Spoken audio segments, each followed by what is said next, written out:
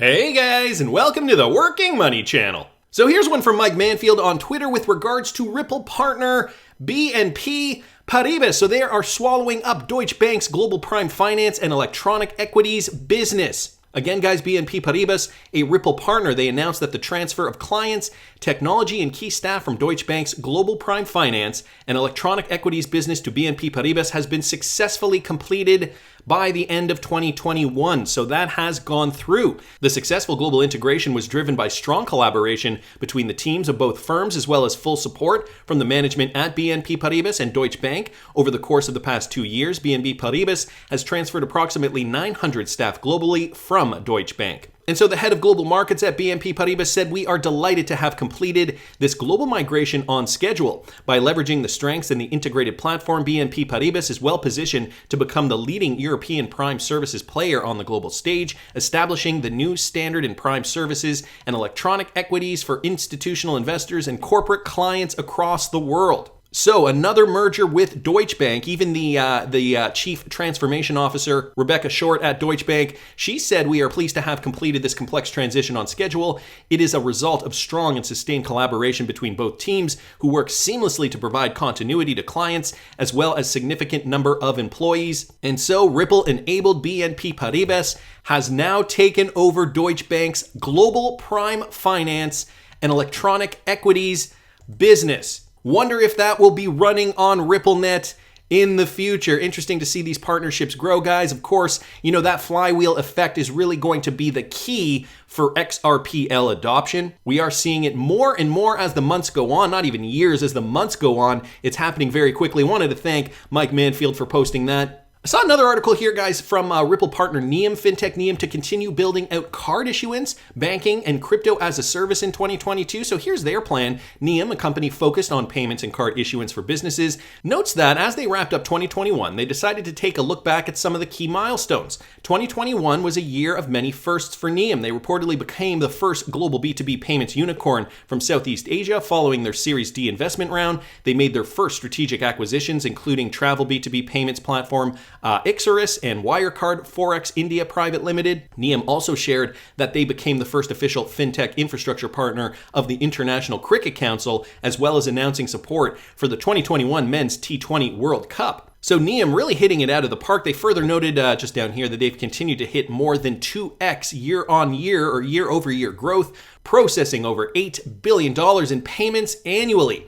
They've also been pleased to have entered various strategic partnerships across the globe to co-design fintech solutions that truly make a global impact. And so here are just a list of some of those NIOM partners. Of course, 2021, a big year for them. According to NIOM, behind all their partnerships is a solid team, and their global team has continued to grow this year. Currently, NIOM employs more than 900 professionals worldwide. Through thick and thin, their team has persevered to reach many milestones in 2021. And so, NIOM, of course, partnered with Ripple, have been for a while now. I'm sure that being Ripple enabled has given them a leg up, of course, against the competition that likely realizes that they have to also, in order to compete, they also have to be running on the XRPL. So perhaps more partnerships in the future for Ripple and other companies that need to or will have to, or perhaps already are competing with these types of companies like NIOM who are already Ripple enabled. So interesting news there. The Cryptic Poet brought this one up. A Ripple partner, Boobian Bank,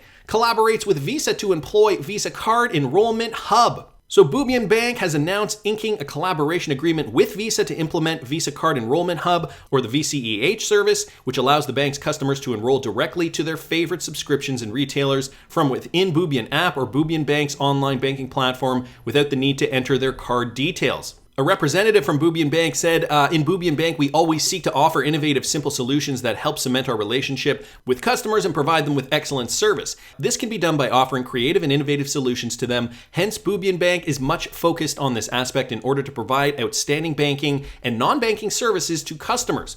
It is safe to say that Boobian Bank has succeeded in changing the traditional service idea about the banking sector. And of course, when you are on the cutting edge, when you are being innovative, like some of these banks have decided to be, of course, Boobian Bank did sign their initial agreement with Ripple. I don't know when this was from, but this is an older article here. You can see the screen grab that the Cryptic Poet has posted. as we're seeing this develop, and in some cases it is taking a few years, but as we're seeing this develop, we are seeing that customers of these banks really getting the benefit of RippleNet XRP adoption, and so that just makes for a stronger company. The rep from Boobian Bank also says, this partnership complements Boobian Bank's accomplishments in the field of digital payments. As we can see, the bank's outstanding digital services moved Kuwait up the ranks of the most advanced countries in the field of digital banking services. This was achieved through the bank's many secure contactless payment services, such as UTAP, so they mention UTAP here, which was first launched in Kuwait by the bank. The services is available in the bank's app and enables our customers to make payments or cash withdrawals using their Android-powered smartphones as part of other services. So, the Middle East really understanding that payments and the future of payments is important. And I don't think I have to remind you that, Visa is integrated with this. Visa Ripple enabled as well through that Earthport connection, and I believe through, was it Finastra, if I'm not mistaken? Anyway, some great news here. Wanted to thank the Cryptic Poet for posting that. Another one here, guys, from the Maestro at Lefty Chris 13. 6 years? He's retweeting out Crypto Andy's tweet here of Vitalik Buterin discussing improvements, Ethereum 2.0. In this Zoom video presentation here, listen to what Vitalik says right here. Give us kind of the high-level overview. So we started this episode. You said you felt like you could be convinced in saying that Ethereum is maybe 50% of the way done. Okay? Mm-hmm. Does the end of these things, after the merge, surge, purge, verge, splurge, are we at 100% at that point in time? Is everything done? I would say so.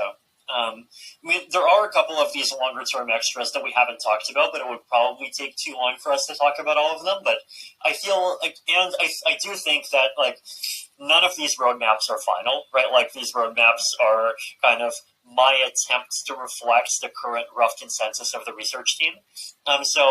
There are new things that did not exist before, right? Like, PBS did not exist a year ago, and so you did not see PBS in last year's roadmap. There might be a couple of things, but I think once all of these things are done, I will say this. If this is all done and then nothing else ever changes after that, then I'll be extremely happy, right? Now, I feel like this covers everything that's necessary for Ethereum to not only survive, but even thrive going into the long term. So wait for it. I was just going to ask as well the timeline. So Ethereum is 6 years old. How long is this going to take? Is this going to take another 6 years? I could definitely see all this happen in 6 years. Yeah. Oh my goodness. I could definitely see this happening in 6 years. And I think Andrezel picked up on that. 6 years if everything goes well. Camel XRP down here saying, in the early days of Ethereum, it was predominantly developers involved. Now banks have invested in the project, so they need to deliver and will be pressured to deliver. So anti-bank devs who want decentralization now working for their army. Or maybe Ethereum was created by banks to kill BTC. So some interesting theories in there from Camel XRP. I honestly see FTM taking the reins over ETH. Maybe I'm wrong, but I'm accumulating this coming from Grant Matic. But I mean, come on, 6 years. Honestly, it's possible at this point. If a project can scale, it already blows Ethereum out of the water. I believe we have already heard from some of the founders of Ethereum even that Ethereum can't really scale in its current form. Anyway, another blow for the Ethereum Foundation, Vitalik Buterin, perhaps the ETH coin. And just to sum it up from Stefan Hubert here, Vitalik said Ethereum 2.0 will be released in 2016. Now it's 2022, 6 years after his original prediction. And now he says that Ethereum 2 reached 50% on its way to be finished. Wake up, people. It's the biggest scam in crypto history. We are probably almost certainly going to release Ethereum 2.0 sometime around 2016 or so. Oh, geez. That clip didn't age well. Thank you so much, Stefan, for pointing that out. Now, I have to bring this up as well, guys. Michael at Val5Links posted this. This coming from crypto-friendly Chris Giancarlo, Crypto Dad as he's dubbed, the former chairman of the Commodity Futures Trading Commission. He actually has an idea for unifying cryptocurrency regulation in the United States. Now, this could have some great implications for cryptocurrency adoption, and this is why I wanted to mention this article in this particular video. If we couple this too with a positive Ripple and XRP outcome, I think this would ultimately benefit many holders of altcoins. I think, if we bring up here, let me just bring up the total total market cap for crypto, I think we could definitely continue to see what we have been seeing over the last 2 years. Some retracements, but I think the uptrend, I don't think, okay, let me put it to you this way. Once we see that crypto adoption, we are definitely going to see huge FOMO, guys. More FOMO than we've ever seen. And I truly believe that as we see this FOMO, as we see more regulatory clarity, and if Chris Giancarlo gets his way in the US, we are not going to see what we have traditionally seen, which is, multi-year bear market before the next upturn. Let me just delete some of that. What we would see instead is similar to what we've seen here, right? Uptrend, retrace. Of course, these retraces still very volatile, but then another uptrend, retrace, guys, prolonged bull market into 2022, 2023, and perhaps beyond. I mean, a lot of this also will depend on where, other markets are going, how investor confidence evolves in the coming years. Are people going to have confidence in the stock market, for example? What about the real estate market? I mean, there are so many gray areas still, so many question marks. But if we can get that cryptocurrency clarity, a brand new asset class, we're already on the precipice of some very great things. Altcoins, many cryptocurrencies have been taking off. Bitcoin, all eyes are still on Bitcoin. So this is very, very brand new for many new investors with a lot of money. So we just need that push. And so what is Chris Giancarlo saying? He was the former chairman of the Commodities Futures Trading Commission, and he has an idea for unifying cryptocurrency regulation in the US. So he took to the American Enterprise Institute panel, and here's what he said. He was on the panel with Kara Calvert. And so during the panel, Calvert restated Coinbase's earlier proposal for a single regulatory body for digital assets. It's not crazy to think about a single regulator, she said, though seemed to back down from earlier sentiment to make such a regulator de novo, which means like a fresh, brand new regulator.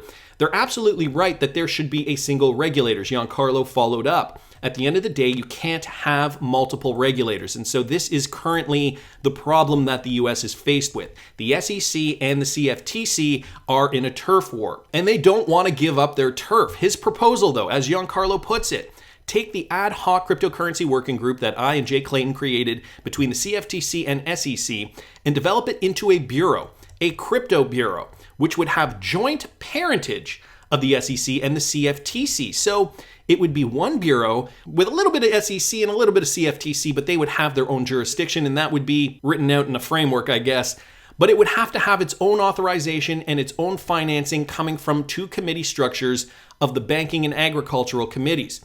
Giancarlo further envisioned that the Bureau would combine the respective mandates of the two commissions and feature a leader of the Crypto Bureau who, like leadership of those two commissions, is appointed by the president rather than hired by the commissions. The CFTC and the larger Security and Exchange Commission have been fighting a turf war over crypto market regulation for years. It is only intensified under the Biden administration, where SEC Chair Gary Gensler has asserted an ever-widening circle of authority over crypto products. So this is exactly what we do not want, clearly, Gary Gensler and his war on crypto, I suppose. We need to have commonality and, similar goals here. Meanwhile, Giancarlo's recently confirmed successor, Rostin Benem, is fighting to maintain the CFTC's respective claim to jurisdiction over crypto. As Giancarlo phrased it, that battle's not going away. The SEC is not going to run from this. The CFTC is not going to yield as well. So, a joint bureau, perhaps, with those two organizations, CFTC, SEC, each getting their respective piece of the pie, but it would be outlined in the rules. How they would both be involved and what their roles would be. I mean, maybe it's not exactly what we were vying for, but it could be the best that we get. The bigger point here that I wanted to make is that if something like this happens and they agree on something, I think that's the bigger point here, right? They have to agree on something. What's that gonna mean? Well, cryptocurrency, of course, will see the next phase of the bull run. Once there is clarity in the United States, you guys know how many institutional investors are just waiting on the sidelines, waiting to pick up more Bitcoin, altcoins, XRP, I'm sure. I think this could also resolve some issues within the court, like right now with the SEC Ripple lawsuit, perhaps not that lawsuit, but any lawsuit moving forward. Hopefully XRP would be getting that clarity it needs. And I mean, all boats will rise, guys. Everybody would move to the top. That's just my opinion, but I want to hear what you guys think. Please subscribe to the channel if you haven't already. Like the video if you like the content I'm providing. I always love hearing your comments. See you in the next one, guys.